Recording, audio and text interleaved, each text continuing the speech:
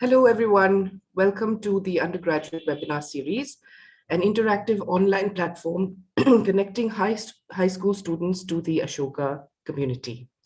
Thank you for joining us today for the webinar on undergraduate admissions. I am Himi and I work with the Office of Outreach at Ashoka University.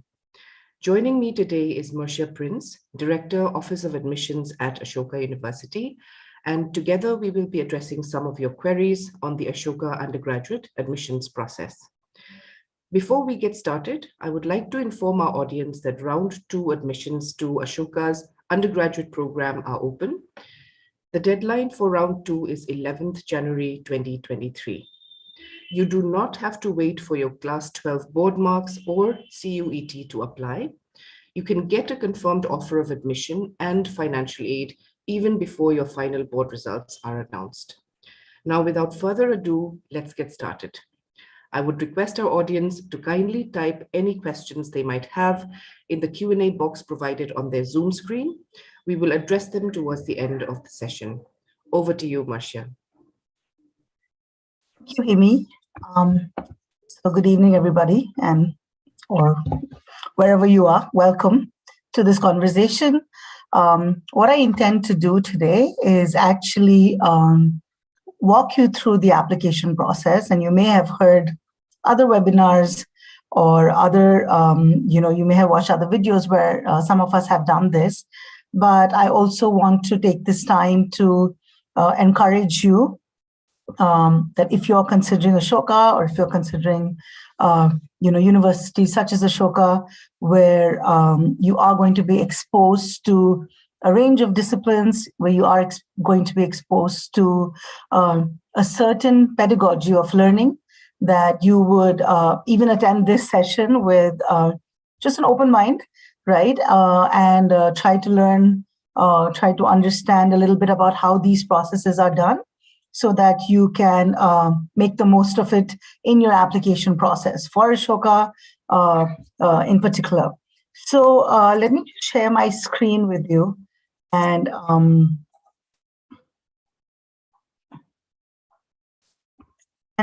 start with what I would like to talk about before I get into the application process is, Ashoka as university has a focus on liberal arts and sciences, or a liberal education, as we would call it, right? And the education itself is holistic in nature.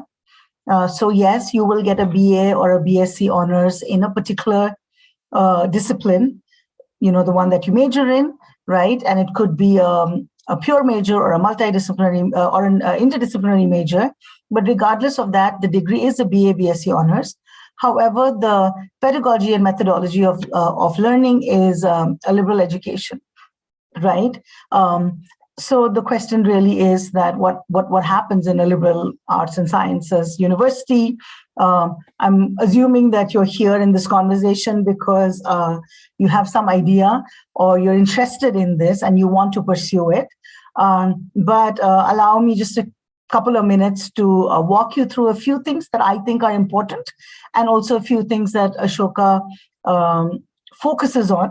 If you do make it to Ashoka and you are a student there, you realize that some of these things are very crucial to the learning experience on campus. So, Ashoka is a multidisciplinary education. So you get to explore a range of disciplines. We have something called foundation courses. There are 9 mandatory foundation courses that everybody does, regardless of what you want to major in. So you get to explore a number of disciplines, only because we really believe that you can't learn only one thing, right? Everything is connected. And so we would call that an interdisciplinary learning, where different disciplines speak to each other, or a good working knowledge of various disciplines allows you to learn in a more holistic fashion, right? And so with this as the basis of learning, you are then going to be taught how to think critically. So Ashoka doesn't focus as much on what to think as much as on how to think. So if you're interested in, learning how to think, if you're interested in analyzing anything that you hear or read or discuss about, if you're interested in looking at things from multiple perspectives, right? This education would be suited for you, where you don't necessarily have to just memorize a lot of content and then write examinations based on that content, and unfortunately, some of our educational boards emphasize that throughout, school education, where but university is different, right? And so I hope that even though it may be a shift, from some of what you're used to, I just hope that this would be, if this is something that is within you, it would definitely find a place you will definitely find a place for yourself in like the Ashoka education system. If I had to add a little bit more about this holistic education process at Ashoka, you would in a way be forced to collaborate, right? There are a lot of group projects, there are a lot of things that you work on together with your peers, either in small groups or in bigger groups. And so collaborating becomes very important. And then, of course, to communicate that, right? So an education such as this will push you out of your comfort zone for sure, a little bit. So I hope you're prepared for that. And I hope you're looking forward to that. And also, looking to collaborate with a range of people from various different backgrounds. And, because we believe so much in peer learning, we really want our cohort, every student cohort that comes in to be diverse, so that you can learn more. I also want to just add at this point that learning doesn't happen only in the classroom. Right? So learning doesn't happen in the classroom alone, or only from professors, or only from, teaching assistants, but it happens everywhere, right? You're learning every day, all the time. And so the more diverse the crowd or the group you are surrounded by, the more learning happens. So the other thing that Ashoka really focuses on in light of, critical thinking and collaboration and communication is that we do focus on academic reading, research, and writing. We are also, by and large, research-oriented as a university. And so to be able to read a fair amount of text, to be able to look at it from multiple perspectives, to be able to think about it, to be able to understand, maybe theories and concepts, to do certain amount of research where you are, pursuing maybe a particular topic, looking at it through the lens of, other writers, for example, right? And then eventually also writing papers, right? So while there are some examinations and some courses have examinations, a lot of what you will be doing is also writing. You would be producing your own work, right? You would be reading a lot and then using that to write your own thoughts. So you are going to get exposure on communicating your thoughts. What do you think? And so much better, I think, than from just speaking out what you may have heard or what others may think, right? To be able to really think about something and have your voice and be able to say that out loud, right? Whether it's on paper or whether it's in a presentation. Another very important aspect of a liberal education is problem solving and innovation. So you're not just only going to be doing research and writing about it, but you're also going to think and look around you and see what sort of problems exist in our society. What are some things that, as young people, as students, in your day and age in university life, that you would want to address, right? And so looking at issues that could have a better solution, or innovating, right? And we have some fantastic courses on that as well, where you learn how to really innovate. And a lot of our alumni are doing that as well after graduating, starting their own ventures, doing some very exciting things, actually. So hopefully that is another aspect that would be appealing to you. And I guess on the other side, we really value community life. Ashoka is a small community. We're not very big, but we're also a residential program for the undergraduate program. And so you live together, you share spaces, you have a roommate, you your professors, your administrative staff, your didis and bhaias, and your peers.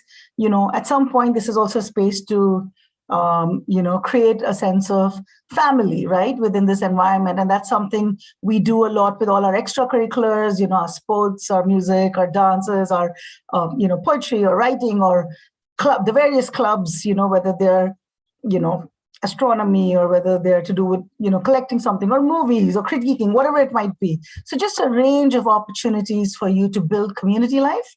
And of course, to never forget that, we do all of this in order to have some sort of social impact within your personal communities, where you come from, or even where you live during the course of your education. So whether it's at Ashoka, whether it's the neighboring, spaces around the university, or of course back home, or any sort of people group that you identify with, and what sort of social impact do you want to create in those. So we're hoping that this holistic education would really have a transforming effect on students who we believe have the potential to make the most of this education. So now that I've sort of talked a little bit about what happens really at Ashoka, I just want to say that the admissions process, therefore, was created in light of this, right? You get a holistic education at the university, and so the admissions process is equally holistic. And so, as you go through the process, if you get an offer of admission, that would mean that you would have the potential to also do well through the course of this education at the university, this sort of interdisciplinary, multidisciplinary education. So let me move on and tell you a bit about the admission cycle. So we've already started the admission cycle. As you know, we have round 1 submissions have been done. Those are being processed, and I'll show you some dates in just a bit. But we have 4 rounds, and it's a repetitive process. So every round, the same thing happens. It's just different students, right? And you can only apply once in a year. So stage 1, which is where you're probably at now, is considering to apply to Ashoka for round 2. So round 2 is coming up in January, and I'll show you dates. But we have quite a comprehensive application form. If you've looked at the application form, you'll know that we ask for a range of things, and it's as holistic as it could be for now, where we're trying to understand you as a person, where you come from, your academic, non-academic interests, your thoughts about, some things like in the essays, or, your concerns, the support that you require. So the application form is quite holistic. I think it would take you, I would say you should give it a good 2 to 3 weeks to end to end to do, and you have the time now before you submit your application form. Also, there are mandatory Ashoka assessments at the end of submitting the application form. So the round in which you submit your application form, you then write your assessments, which are then evaluated, and then the assessments and the application form are evaluated, and then there's a shortlisting for the interview round. So if you make it to the interview round, it's a mandatory interview with either a single panel or with a panel of 2 panelists. And then another holistic evaluation is done of the candidate by the admissions committee. And then the admissions committee declares decisions by the end of the round in which you have applied and submitted your application form. If you get an offer of admission, you can apply for financial aid. So that's sort of, and then of course that's a different process. And then eventually, towards August, we start enrolling students for university. So this is sort of the holistic process that happens. If you look at the calendar, 17th October has passed, so has 23rd November and 4th December. So currently we are processing round 1 applications. We intend to give out the decision for round 1 applicants on 20th January, and then there's an acceptance deadline. Similarly, for round 2, the date that you need to focus on is 11th January. So while today is only the 7th of December and you have a little over a month, I would say please don't start your application form on like 7th of January. Start now, take your time, go through it. There's a lot. The more inputs you give, the better for us as the admissions team. So focus on 11th January, and then the other date that you need to focus on is the 22nd of January, where you write you take your mandatory assessments. So the rest you can sort of ignore for now. What I want to do is just walk you through a few guidelines and then walk you through the admissions, the process itself in a little bit of detail. And so I'll try to keep this a little quick. So when you're filling your application form or registering and starting that, please use only a personal email address. Don't use an official school or institutional email address. Use something that'll be valid for the next few years, right? You can also submit only one application form within the admission cycle. So duplicate forms will not be considered. So please don't submit 2 forms. And if you've already submitted a form in round 1, you won't be eligible to submit another form. Please don't plagiarize, don't copy paste essays, or don't copy paste content from anywhere. We run all applications through plagiarism checks. So then your form will become not eligible, and then you will become not eligible as well. I always advise students that you should fill the form by yourself. It's not difficult. It takes a little bit of time, a little bit of detail. But if you go through it step by step, you can fill the form by yourself. Give yourself enough time. Of course, you can show the form to somebody towards the end. Have someone you trust look at it, right? But fill it by yourself. The website has a lot of content. So make sure that you don't fall into the not eligible or incomplete application, categories. So be clear on everything that you need to fill. Because we're dealing with large numbers and large volumes, the more thoroughly you do your application form, the better it is for you, right? Also fill correct details. Look at your application, your certificates or your mark sheets and things that you have already, which you're required to fill, and ensure that you're putting in the details correctly, right? And don't present incorrect information, because we are very thorough with our checking process. So these things do come up, right? And so that won't be helpful for you if you do that.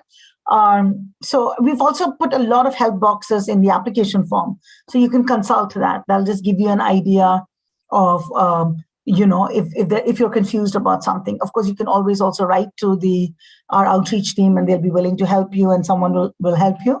But in case you want to just help yourself, there's a lot of content available for that. I think we also have in the form a guidelines document, so that might also give you some support. So yeah, check and review your application before you submit it.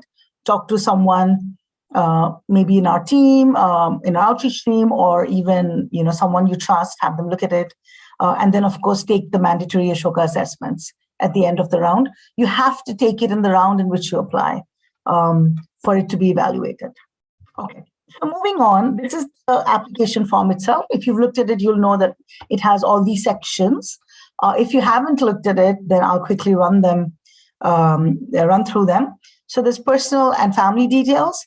There's the school academics. There's standardized tests, non-academic engagement. So that's your, everything outside of your academics. There's a question on your reading interest. There are personal essays. This year we have 2 essays. There's a letter of recommendation, which is not mandatory, but it's highly recommended. So it is an optional feature, but we would, hopefully you will be able to submit one, have someone submit one for you. Then, of course, there is a survey and course preference section, and then a section on the support that you would require at Ashoka should you make it, or even during the admissions process, right? So some of these sections have mandatory attachments. So wherever the attachment or attachments are required, please ensure that you put, valid documents which aren't password protected, which are clear, which are visible. So please keep that in mind. The personal, just to give you a little bit of background as to why we ask you some of these things, right? So when we're looking at your application form, you have to realize that for random strangers sitting in an office reading application forms, people that you may or never meet, right, in your life, your application form is the only window we have into you. It's the only insight we have. And so, sorry, Himi, are you saying something? I'm sorry. No, Marcia. Oh, sorry, your hand was up. Oh, Sorry. I see. So sorry. So as I was saying, that your application form is the only sort of content we have about you. And so you may go through the details and say, why are they asking us all these details, right? But the details really are for us to sort of understand and get to know as much as we can about you, right? And when we ask you certain things about yourself or your background or, family, it's for us to understand you as a person, also through the lens of your background, right? The two things that we really look closely at as well is your identity proof, as well as your passport size photograph. So please be careful with it. I've seen some people have put group photographs.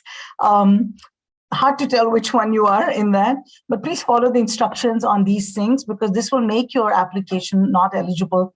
So it's important for you to fill this, but I also to look at this, but I also think apart from the mandatory section that you would not be able to submit your form if you don't fill that, there are a lot of non-mandatory sections which are important. So please fill those as well. The more information you give us, the better it is for you, like I'd already said. Okay, moving on very quickly. There are academic scores which we ask from class 9 to class 12.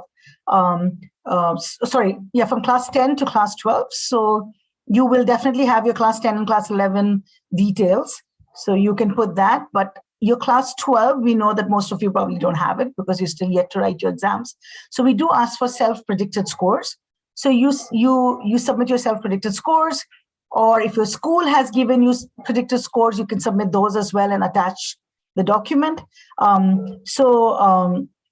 Or if you're from an IB or Cambridge board, then you just put in the details of your counselor or your principal or teacher, whoever fills in those scores in your school, and then they will be required to submit it.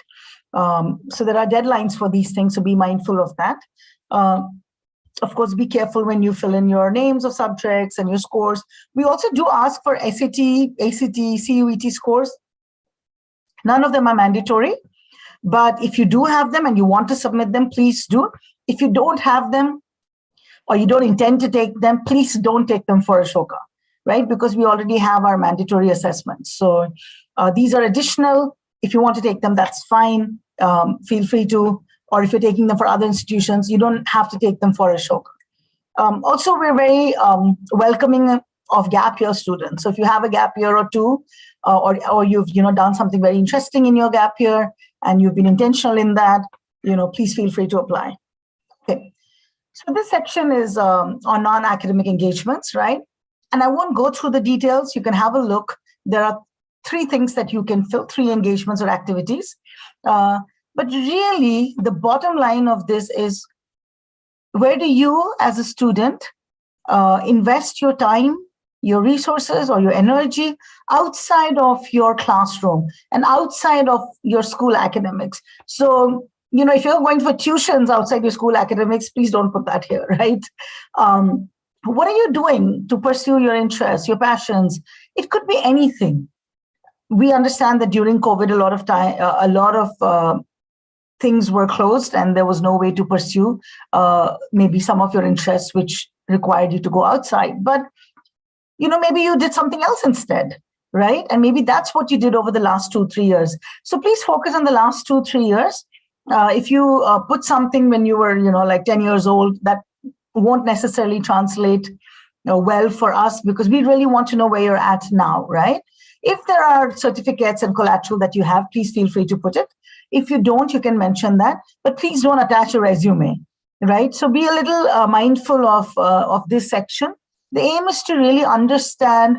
So you prioritize. What are the 3 things that you have engaged with, that you are really passionate about, and you tell us that and describe it to us, and add some collateral. Pictures are allowed, YouTube, links are allowed, or links to blog spots or whatever you may have, anything for you to tell us that this is what you're passionate about and this is what you've been doing, right? We'd love to read more about that. There's also a question on reading, just for us to understand your comfort with reading. It could be anything that you read, apart from your school textbooks, which you're mandated to read. So we just want to see, what are you exploring?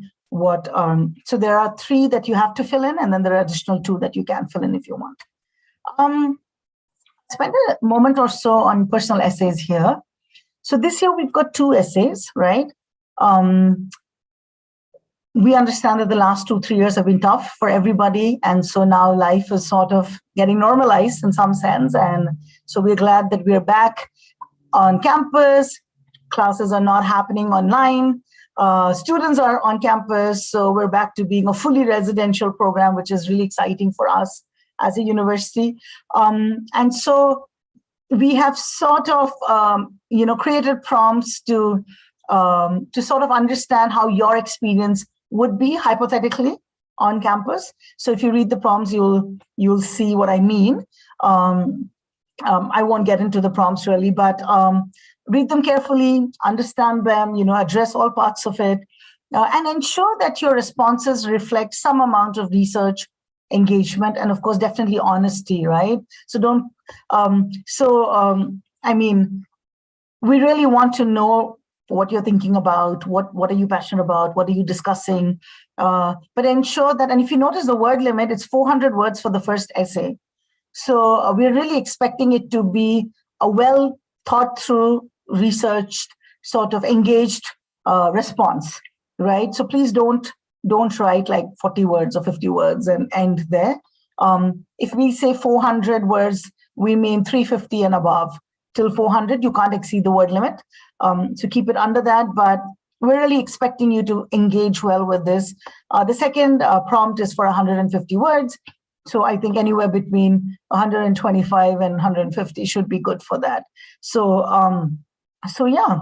And I just want to clarify one thing. A question which comes up very often is, what does fictional mean? Fictional means actually not stories about real life people. Fictional is really fiction. So not biopics, not autobiographical, like, books that you think is a character, or people from reality shows or reality television. So please ensure that they're truly fictional, okay? So yeah, a little bit about reflection on when you're writing your essays, what to do, what not to do. They're very generic. I haven't put down in detail because, each one of you will have a different writing style. You read the prompt, you'll think differently, but I would just recommend that you write your own essay drafts.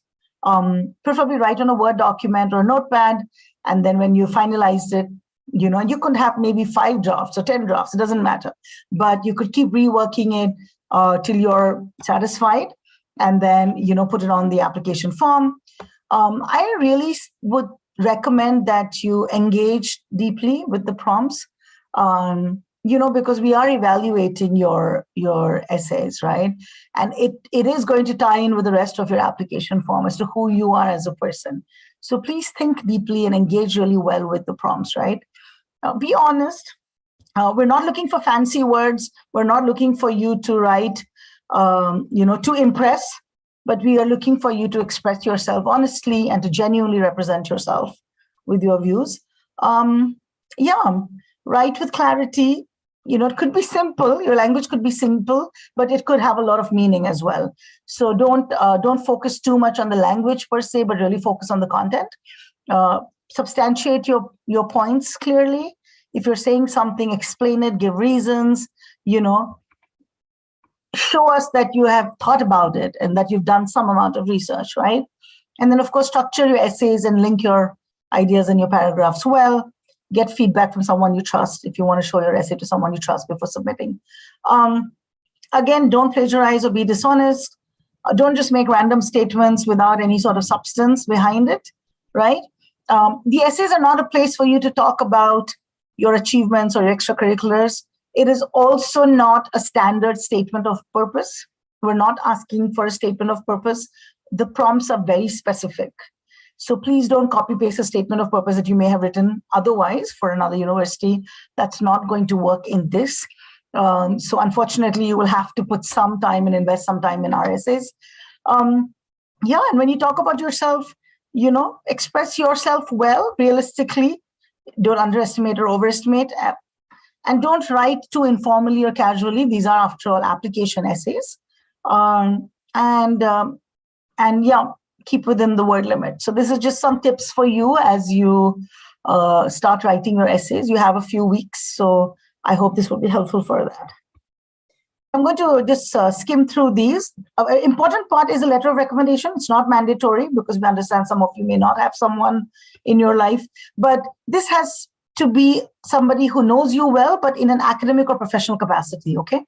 So someone who can give us insights into your academics or some work you may have done or an internship, and a little bit about you as a person or your character and background. So it should not be written by a family member or a relative. Excuse me. And it should add value to your application form, right? And to your profile. So hopefully somebody that you've interacted with in some sort of academic or professional capacity would be very helpful. It should be submitted directly by the recommender through a link that is sent to them. So before you submit their name and their email address, please check with them if they're willing to write it. Tell them the deadline and you follow up to ensure that they do it. Please be careful of the email address that you put in, because if you put in a wrong email address, we're not in a position to change it. Then we may not be able to accept your letter of recommendation. If the deadline passes and your recommender doesn't submit it, again, we will not be able to accept the letter of recommendation. So if you're going to get somebody to write it, it's your responsibility to follow up with them, okay? We have some questions in the application form about some survey questions that we ask you. We also ask you about your majors. Please note that your major is just indicative. You only have to finally declare your major at the end of the third semester. And so you do have time, so you can change your mind. But for administrative reasons and for us to know a little bit about your interests, we do ask these.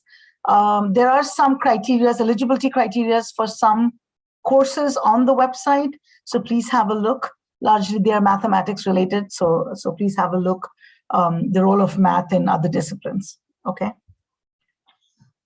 This is towards the end of the application form. There is a support section. And like I had mentioned earlier, we do ask you what support you need during the admissions process and what support you would need at Ashoka, right? We do have some wonderful spaces at Ashoka, like we have an Office of Learning Support, we have a Center for Wellbeing, we have a Center for Writing and Communication.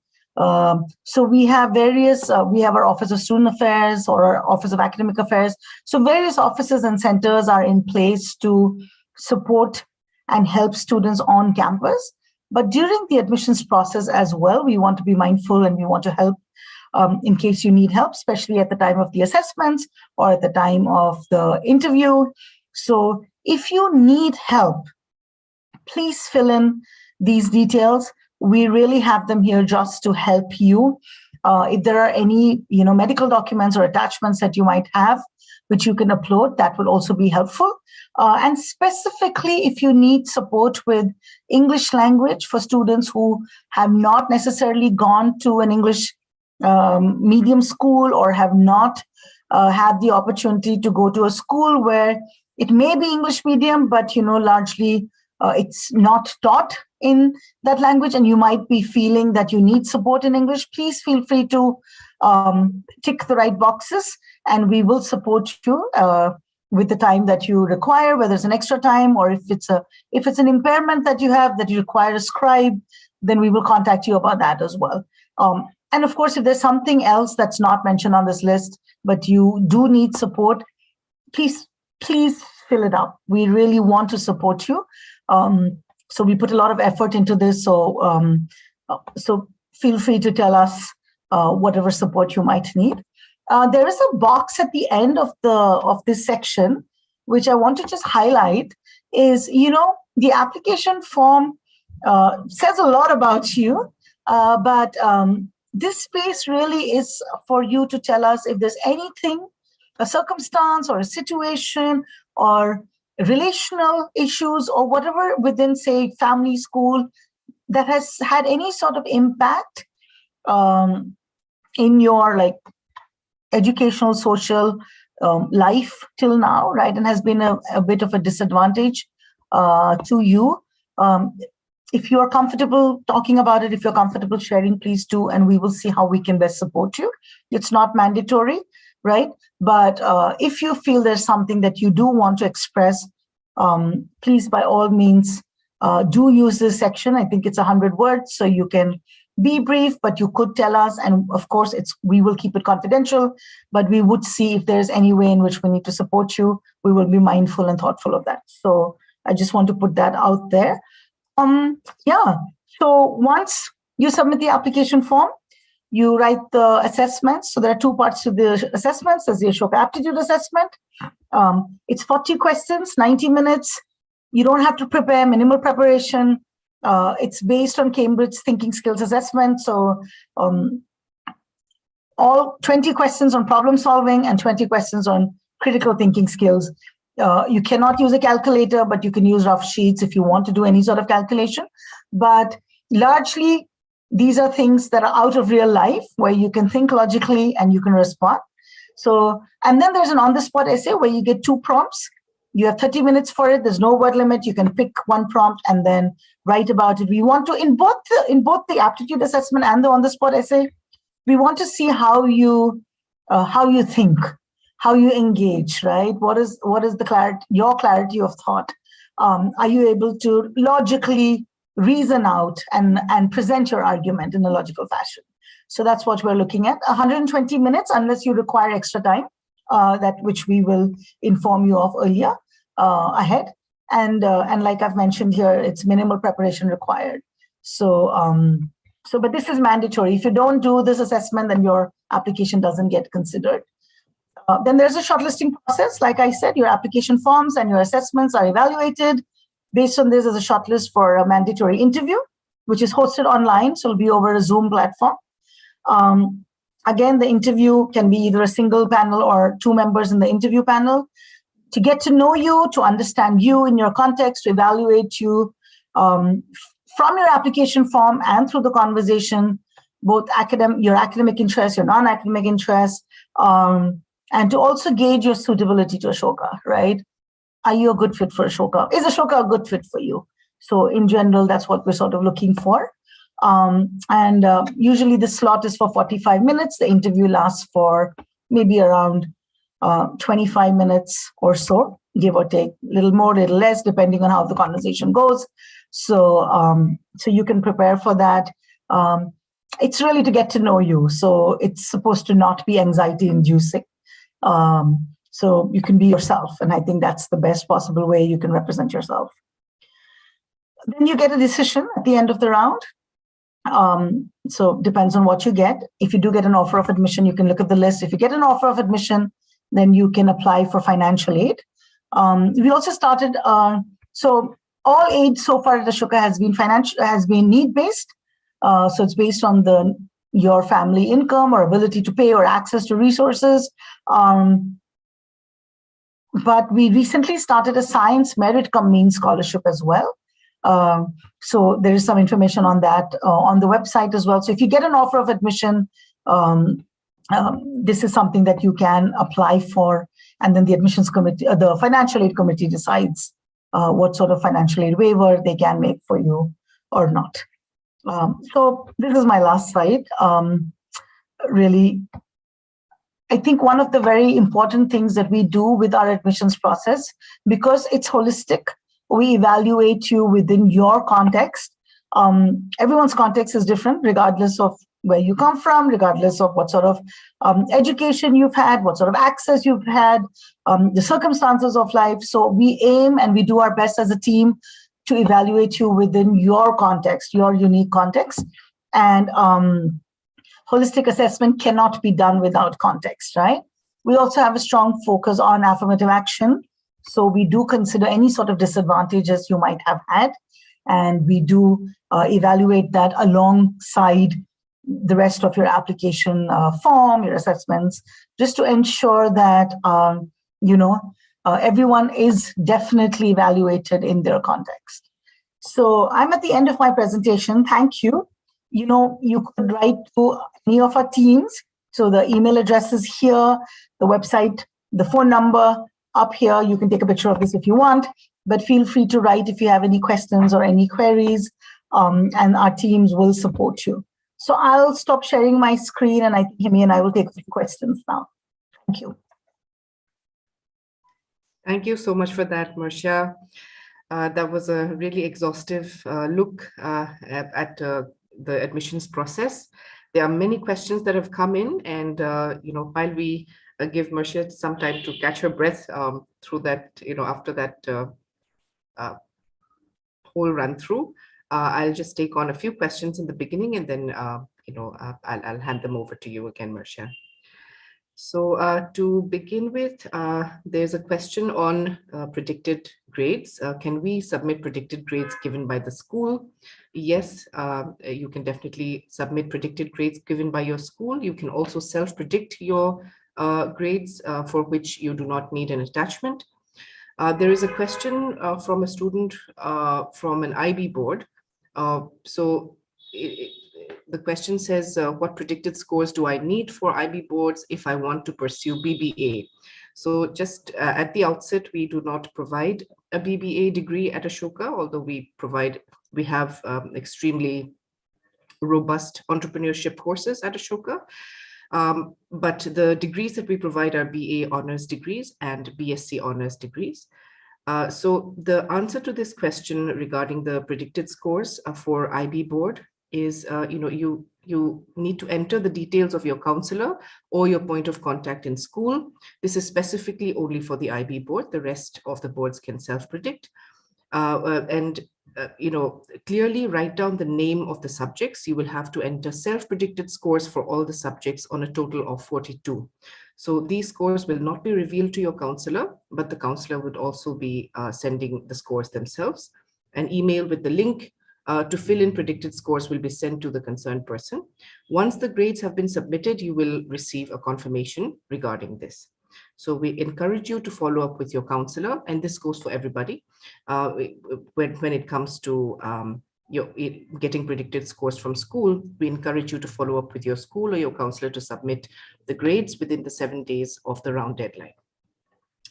Okay, the next question is, how are we supposed to submit predicted scores, and what mistakes are we not supposed to make? So in your application form, there will be, in the class 12 section, there's the class 10 and the class 11 section, and then there is the class 12 section. So there will be a question asking you, do you have your final board marks? So, and there is a question, there is an option for you to click yes or no. You just need to click no for that. And then there will be an option for you to predict your grades yourself. So your predicted grades are, just a reasonable estimation of what you think you would get or what you would hope to get, depending on your preparation, based on how you've done in your school year currently as well. So just a reasonable estimation of what you think you would get in your final board marks. Okay, now there is a question on the SATs, and Marcia, please correct me if I'm wrong, but if international students send in their SAT scores, is it in addition to the assessment? No. Yes, it is in addition to the assessment. So it is the same process exactly for students from India as well as for international students. It's not a different process. Your SAT scores would only be an addition to your application. The Ashoka Aptitude Assessment is mandatory, all the same. Okay, there is a question on the extracurriculars. So the question says, I have a degree in Kathak through which I participated in district level and inter-school competitions. Would this qualify as an inter-school level of engagement or district level, since I danced competitively on an inter-school level? So if you have represented your school, even when you went to another district, if you were representing your school, then it would still be an inter-school engagement level, right? Okay. So there's a question on the applying for another, another round. So will we be able to apply to reapply if we don't make it through round one? Unfortunately, no. As we have already specified, you would be able to apply once in the 4 rounds of admission. If you apply twice or submit 2 application forms, then your candidature would be disqualified. Can I come in here a little? Yes, absolutely. I noticed that there are a bunch of questions around round 1, which has just been completed. I just want to address that briefly so that, so round 1 applications were submitted, and then the assessment happened on this Sunday, on the 4th, which would be the same process for what's going to happen to round 2, right? So you would submit your application form, then you would have an assessment date. Post that, your application forms get read, like I said. So, reading application forms take time, right? So application forms get read, and then there's a shortlist for the interview. So all of this is done on a rolling basis. So you would hear from the admissions office over the next couple of weeks or so, right? And this could keep going on till, till interviews are being conducted.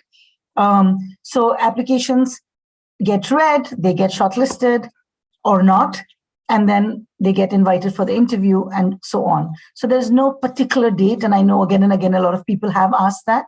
There's no specific date which says that, oh, you're going to hear this day about whether, but definitely please know that the process will be completed by the decision deadline or notification that has been given, the date that has been given for the decision notification. And you will hear from Ashoka and from the admissions office anytime between submitting your application, between writing your assessment and the decision notification deadline. So this is just to put everybody at ease if you are worried about, when you would know and when. So it takes time, and so it will continue. It will happen. So it's just a request for patience. Thank you for answering that question, Marcia. Yes, there were quite a number of questions surrounding this. Okay. So there is a question here about predicted scores again. In case the school is not sending predicted marks, how will you assess whether our self-predicted marks are accurate? Marcia, could you please? Yeah, I will. So, we don't base and I want to say this for everything actually, we don't base our selection does not happen based on one criteria, right?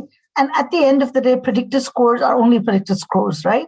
What happens in your finals could be something else, right? And so we do look at the predicted scores. It gives us an idea of, because most of you get to fill in your self-predicted scores. So while we say fill like you would assume that's what you would get. Of course, you could fill in whatever you want as well. You might, but please know that the predicted scores are really indicative for us. We don't base admissions offers on the predicted scores, but the more closer to the truth they are, or the more honest they are, if you do get if your decision gets deferred, or if you get a conditional offer of admission, then you want to be careful, because if you are predicting something, ridiculously high, which you're never going to get, and you get a conditional offer of admission, then you may not end up getting an offer of admission, right? If you don't meet that, which is why they are indicative, but we would like you to predict as close to, the truth of what you think might be the truth or what you think you might get. Thank you, Marcia. Okay. There's a question on the IELTS score. I'll just quickly answer that. Is there any way that I can submit my IELTS scores? So IELTS scores do not factor in really in the Ashoka application. So you do not need to upload an IELTS score. Can the offer be declined if predicted scores are not achieved? So I think Marcia has already addressed that question. Can I just add one more thing? As far as your class 12 scores, or, we ask for other, your standardized assessments and stuff like that, I just want to say that we do make firm offers of admission without receiving your class 12 scores. And in those cases, you only need to pass your class 12. But where we give you a conditional offer or where we defer your decision, then we are expecting you to meet those predicted scores. And you may or may not get an offer of admission later. So if you do get an offer of admission, regardless of whatever your predicted score is, then you only need to pass your class 12 and of course do well. We encourage you to do well because that would, but that would not really affect your offer of admission. And in cases where you get a conditional offer, if you don't meet your predicted, then you will definitely not get we do look at a little bit of a radius around your predicted score, but if you get something that's a huge, huge score lower than what you have predicted, like there's a big gap, then you will not get, your conditional offer will not get converted to a firm offer. Thank you, Marcia. Okay, and again, there is another question on this, Marcia. The school I go to does not have a school board per se, but they have an accreditor. Do I put that in place of the name of the board? The school board does not have a what? I'm sorry. The school they go to does not have a school board per se, but they have an accreditor. Sure. Yeah. So you would have to use that because the accreditation is what would make your scores or your school. It would make it valid, right? So you could put that. Right. Okay. Thank you. Do we need to provide the final term scores for grade 11 or both half-term exam scores and final term scores? For this, I believe you only need to provide the final term scores for grade 11. Okay. Now, how much will not attempting SAT and ACT negatively affect the application? So, please don't attempt it for Ashoka. If you don't, if you're not attempting it for other universities, we don't require it. And honestly, we don't require it. Most of our students most of our applicants who apply to us don't have an SAT or ACT score because we have always had a mandatory assessment of ours. So if you've taken it and you've done well and you want to submit the score, we will definitely use it. But if you don't have it, it will not affect your chances at Ashoka at all. There is a follow-up question to this. Do we get scholarships if we have a good SAT score? There is a tie-up between College Board and the SAT Board, I believe, Marcia? So College Board runs the SAT. They do offer scholarships. But I think they do check with us, if I'm not mistaken. It hasn't happened in the last couple of years because of COVID, but they have the scholarship. And so they offer the scholarship. So we don't offer a scholarship through SAT. We have our own financial aid, like I talked about, but they do offer some sort of a scholarship. So you could look into that as well. Where they need anything from us, we do give it to them. If they need some further details, if you're applying to us, then we do give them the details that they require. There are some questions on extracurriculars here. So would I get an advantage if I am a national level squash player? I intend to work on my squash more religiously than now while getting a BSc in mathematics degree. So, so you know, our admissions process, like I've been talking, is holistic, but I do want to say that, yes, we are very mindful and we are very excited if students are pursuing a sport or any activity, you know, at an advanced level. We do want to ensure that, you know, Ashoka can be a place for someone like you.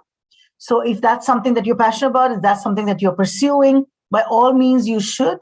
The university also is trying to support students who are, you know, very interested in pursuing a sport, for example, for their practices, or if they need to go for competitions. So we do have a number of students at Ashoka who do participate. And so since admissions is holistic, of course, you know, this would be a factor that we will look at. We will definitely consider it. But also there are other factors, right? So no one factor determines admissions. And so we would look at this in light of everything else that you have done, other aspects of your application as well.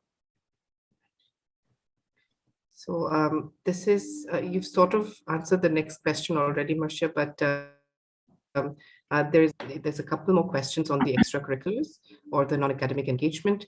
So what activities would form part of the co-curricular section, and whether it is necessary to have certificates for all extracurriculars or interests? No, so it could be anything. So like I mentioned, whatever you are passionate about and you are doing. So you could be, during COVID, maybe you were home and so you picked up, I don't know, the usual one that I've seen is a lot of people have started baking. So maybe you started baking, and maybe 5 of your friends have started baking with you, but maybe you're the one person who is really passionate about it and has taken it forward in some sense, right? And it's something that you've continued on doing. And maybe it depends on what sort of opportunities you had, the resources you have, whatever, right? So my point is that if that's something you picked up and you're really passionate about, I'm sure you don't have a certificate to show for that, right? But that would be something you could put down.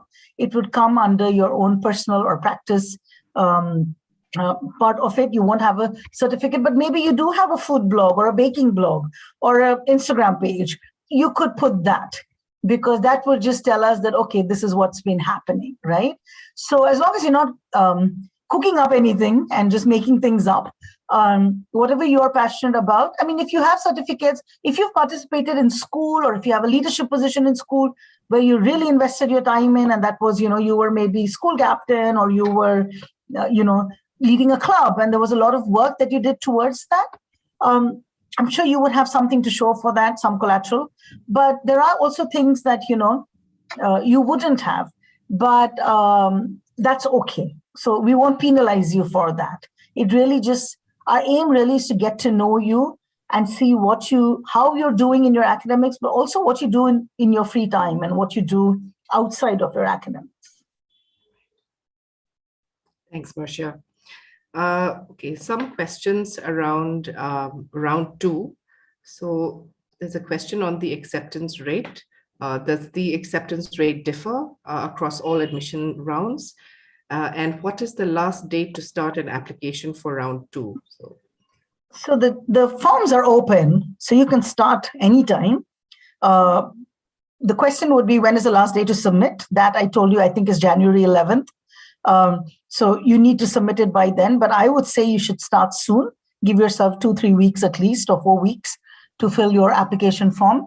As far as the acceptance rate is concerned, you know, we have never really looked at Ashoka admissions that way. If we found a good candidate and we said, okay, you know, this person is a good fit for Ashoka, we'd make an offer, right? Based on all the other parameters I've talked about.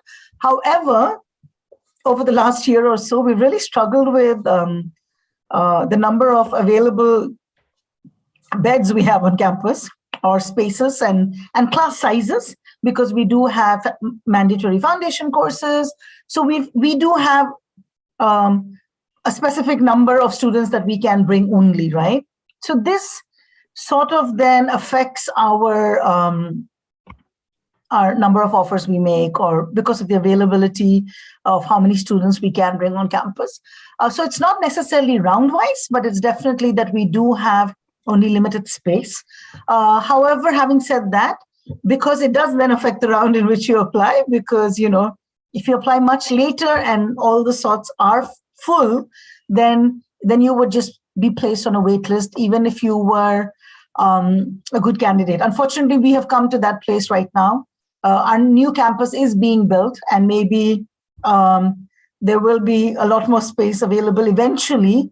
But currently, we're in this transition phase, and we've been a bit mindful of the number of students. So I would say, and we have been recommending that please apply in round 1 and 2, at least apply early, for yourself as well as even for us, so that we can evaluate you. And unfortunately, we did have to place quite a few students on a wait list last year, and not everything got cleared in the end because of this. So I would say that. But in terms of ratio, yes, we are selective, and it's getting more and more selective. I'm not at liberty to tell you exact numbers, but as applications are going up every year, and the class size is not drastically changing, unfortunately, the selection is getting tighter. Thank you. Thank you so much for that, Marsha. So the big takeaway there, students, is to apply early, and that you stand a good chance of writing a good application now, rather than writing it during your board exams, right? Okay. Himi, there was one question that I saw in relation to this about, because ISC board date sheet has arrived, right? So I just want to say that, if you submit your application form on January 11th and you write the assessment on January 22nd, I think, yeah. Yes. If you do get shortlisted for the interview, it is a matter of a 45-minute slot, which you get to pick. So if you get shortlisted for the interview, a calendar is open up to you with the available slots and dates, and you can pick something that's convenient for you. So it should not be a huge issue is what I think. We have not had any complaints over the last many years where students have had the opportunity to pick. If at all it is a problem and you do get shortlisted, you could write and we could reschedule to a time of your convenience, but you get to pick yourself. So mostly it is quite convenient for you. And we've noticed that almost everybody picks a slot and then shows up. And it's online, so you don't have to go anywhere. We interview over Zoom and we use a Zoom platform. So you do it from home. And so hopefully, or a cyber cafe, whatever is convenient or whatever you have access to. So you don't really have to venture out or spend a lot of time traveling or going anywhere very far. Okay, now on to some questions on the Ashoka aptitude assessment.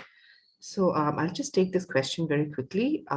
Could you guide us to any support material / mock papers that give us an idea of the Ashoka aptitude assessment format and the topic coverage? So, there is a PDF of admissions resources. Please check the chat box that's already been added.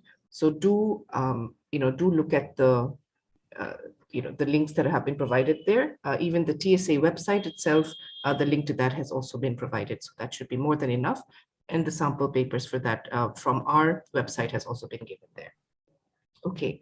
So Marsha, there's a question on whether an assessment mark is going to affect their chances of getting into Ashoka, and also the Ashoka aptitude assessment has some level of math.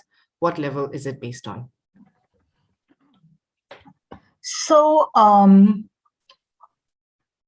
so we do look at the aptitude assessment, your performance in it, but then, like I said, we also look at everything else.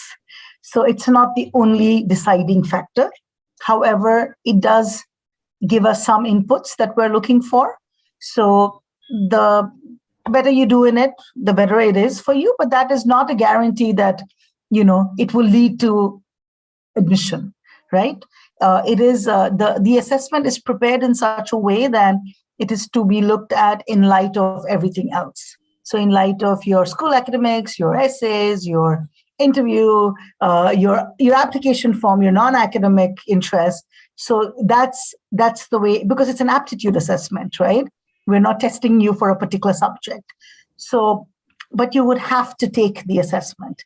And so that would be important for you. And like we've said, like it's minimal preparation.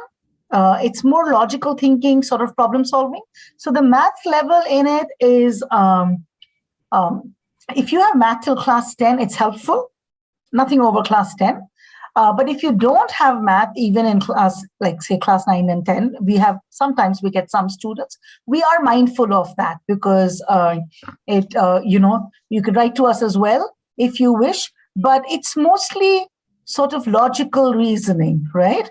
So it's not like you're using formulas or you need to know math at that level. You need to be able to bring all your faculties together during the assessment and think. So, and you would be able to work it out. So that's why we say you don't really have to prepare for the assessment. You shouldn't prepare for the assessment. You shouldn't also really prepare for the on-the-spot essay. But we know that students, parents, everybody panics, and assessments are looked at as scary tests. So we like to prepare. And so I know that the team has put some documents that you could look at to give you an idea. But it's really about working it out during the time given to you on the day of the assessment.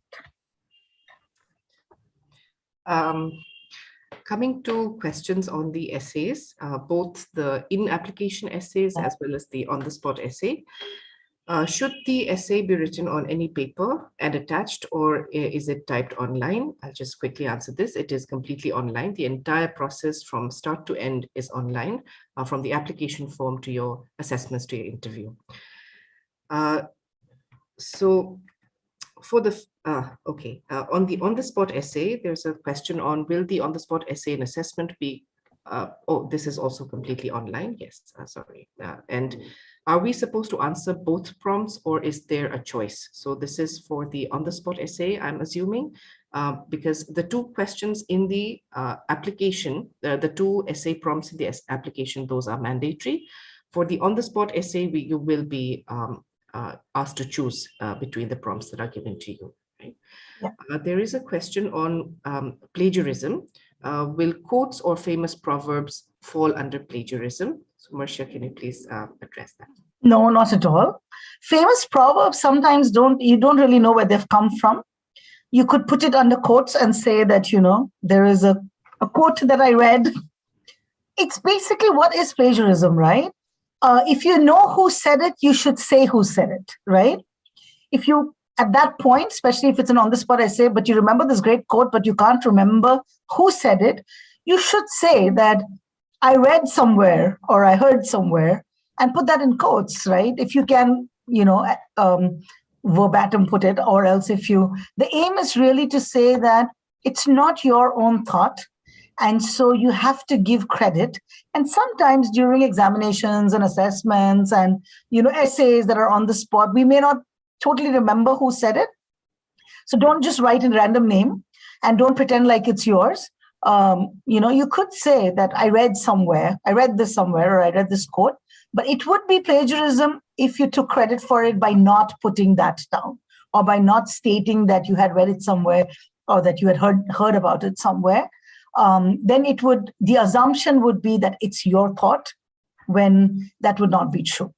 So yeah, I think, and plagiarism is a huge part of Ashoka, because all your assessments get run through plagiarism checks, which we also do with your essays on the application, your on-the-spot essays. And so it's important that you learn this, even as early as even before you apply, because it's important for just your whole trajectory forward as well. On the application form, there's a question on what aspects should gap year students focus on? Marcia, can you address this? So, gap year students would mean either you took a year. So there are two things there. Don't confuse it with if you've already applied somewhere else and you're studying in another institution, because we do get students like that as well, right? Maybe you graduated in 2022 earlier this year, and then you enrolled in another university, and now you want to attempt to apply to Ashoka. For that, you would put in very clear documents as to you're enrolled in another university, write the name of the university, the program, etc. Right? And there's a place for an attachment as well there. Or you could apply through the transfer application process. There's a different process altogether. If you go to the website, Ashoka website, you'll find under admissions, undergraduate transfer students. That's the process is very similar to this process, but it's a different form. And that has its own, so you can read up on that separately. It's on the website. But for a gap year student who took a year off and did not join another university, we would really like to know what you did in that year. Like, what have you done in that year, right? I mean, if you just sat at home and chilled and relaxed for a year, I don't know how helpful that is for an application form, but we're hoping that if you actually took a gap year, you did something meaningful with that time. And we'd like to know what that is. So focus on that. Focus on what you've been doing. How have you been utilizing your time? You know, and sometimes it could just be that you had to take that time off for some, you know, maybe family concerns or some reasons. So then tell us about that, because that would really help us understand what has been happening in your life, and especially in that year after you finish your class. Is that okay? Yes, absolutely. Thank you for that, Varsha. There's a question on incomplete applications. I had started an application for Ashoka University in the first round. However, I ended up not completing it. The form stated that incomplete applications were nullified. I just wish to clarify as to whether I'm still eligible for applying to Ashoka University or not. And then there is another question, a little bit in relation to this. So if the form is submitted before the timeline, then can we expect a review to start before time? Okay, so quickly I'll answer both. If you started an application form earlier and did not submit it, that's fine.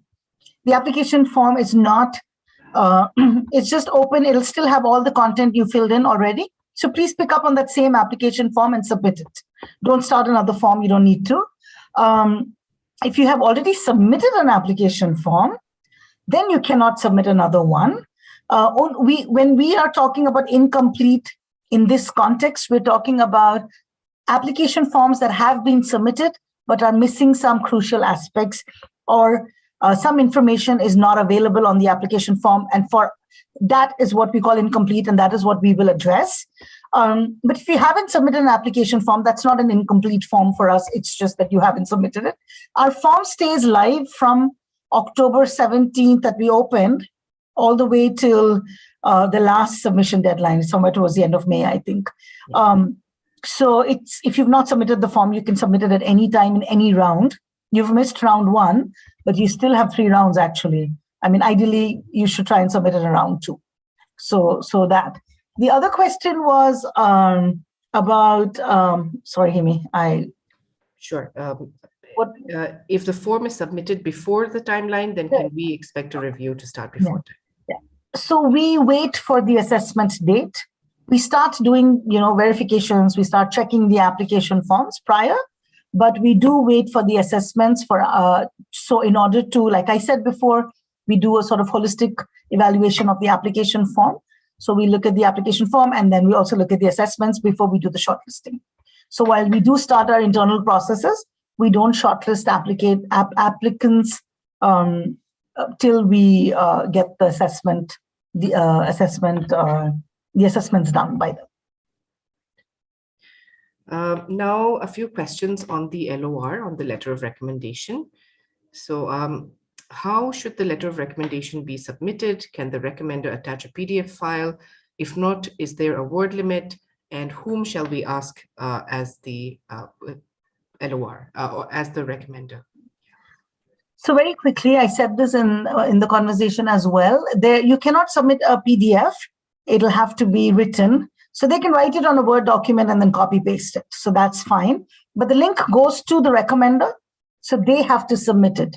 So you please don't put an email address that is yours or your family members, or it'll have to go to your recommender either from your school or some place that you've done an internship, but some legitimate person with whom you have either studied or worked.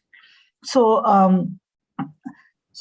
they are the ones, but the link will go to their email address. So just make sure you put in the correct email address of theirs and inform them.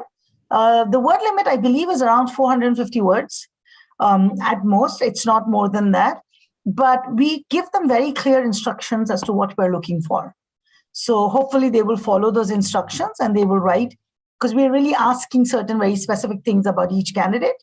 So somebody who knows you well, but in an academic or professional capacity. My LOR couldn't be submitted in round 1 of the undergraduate application. Will that cause any hindrance to my application?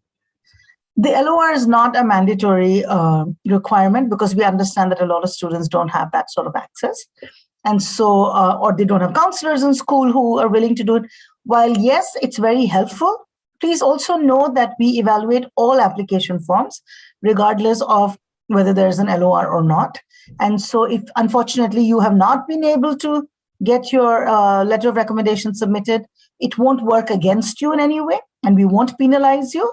It's an unfortunate thing, but I guess it is what it is. So we can leave it at that. Yeah. And we come to almost the end of our question answer session. This is, before that, I just wanted to address, there are some questions on financial aid that I saw, but we have a dedicated webinar coming up for financial aid on the financial aid process by the team that handles it, by the financial aid team themselves, on the 15th of December, on next Thursday. So do attend that. We'll be sharing the link for that as well. And finally, there's a question, this is an important one. Do I need maths to pursue economics or computer science at Ashoka?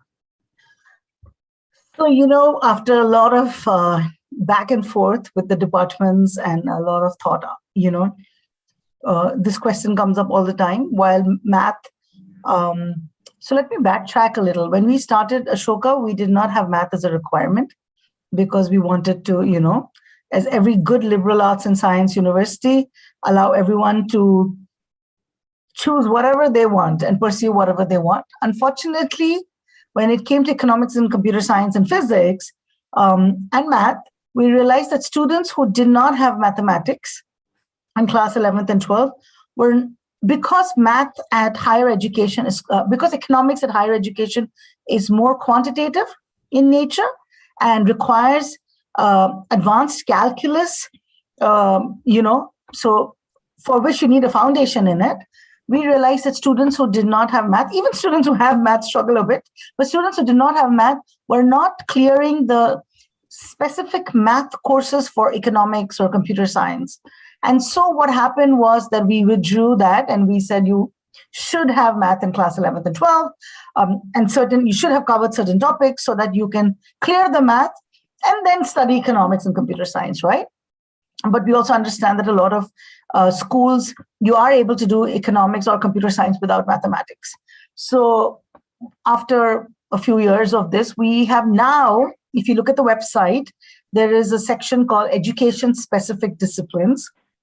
There is an option for those who do not have math in class 11th and 12th to do two things. In your first semester, do the math foundation course. So it's a mathematical thinking foundation course, which you need to pass. And also in your first semester, there is a calculus enabler course, for which if you want for economics, you need to get if you want to pursue economics as a major, you need to get an A- grade A- grade in the calculus enabler course. And for computer science, if I'm not mistaken, I think it's a B. It's on that document. Please have a look. So they have put some requirements. If you don't have math, here's an opportunity for you to attempt it. And if you meet these requirements, then they will let you do economics or computer science or physics, whatever your major desire is. But if you don't clear these courses or get the requisite grades that they're asking for, then you won't be allowed. So this was probably the most that we could come up with. So if you don't have mathematics in class 11th and 12th, but you want to study math on the side, right? And then attempt these courses and get the grades that the department requires, you will stand a fair chance, is all I can say. So good luck with that. Thank you, Marcia. Marcia, do you have any closing words, any closing statements before we end? Yeah, I just want to say that, from the admission side, I want to reassure all of you actually that we're looking for good students for Ashoka. We're looking for students who we think would do well at Ashoka, right? You may be a good student. Maybe Ashoka is not the best place for you, or maybe you don't want to study at Ashoka, right? Eventually, you may get an offer of admission and you may not take it. But overall, I think we're really looking for a good mutual fit where Ashoka is also a good fit for you and you are a good fit for Ashoka. So, at every step, whether you're filling in the application form or you're writing your essay and attempting your aptitude assessment, you're writing your essays in your form or the on-the-spot essay, or whether you're in the interview, I would just say that represent yourself well. Don't be anxious. Don't be worried, because I think we have tried to provide enough avenues for you to express yourself, largely through the application form, and then, of course, the assessments as well, and of course the interview. But so use these opportunities and these avenues well to express yourself. Don't start your application in the last minute and then quickly fill it in and submit it. Take time to really express yourself, and hopefully things will work out, and it will be mutually very good if things work out for both of us. So I just want to encourage you. So please don't be too anxious, okay? So thank you. Thank you for this time. With that, we come to the end of today's session. Thank you for joining us. We hope that this webinar was helpful in understanding Ashoka's undergraduate program and admissions process. We would really appreciate it if you would please take a minute to share your valuable feedback with us. The link to the feedback form is provided in the chat box. Please note that the recording of this session will be available on Ashoka's YouTube channel in case you would like to share it with your friends. Our next webinar is scheduled for Thursday, 15th December from 6 to 7 p.m. This webinar will be conducted by the Office of Financial Aid at Ashoka University and will shed light on fee waivers and science scholarships available to students. The registration link for the same is in the chat box. Before we end the session, I would once again like to inform our audience that applications for round 2 of the undergraduate program starting next year, August 2023, are open. The deadline for round 2 is 11th January 2023. I would encourage students to start early and have access to personalized mentorship from our academic counselors and get a confirmed offer of admission and financial aid even before their final board results are announced. If you have any further queries, you can also write to us at ugapply@ashoka.edu.in or contact us on the number given on the screen. This brings us to the end of this session. Please take care and stay safe.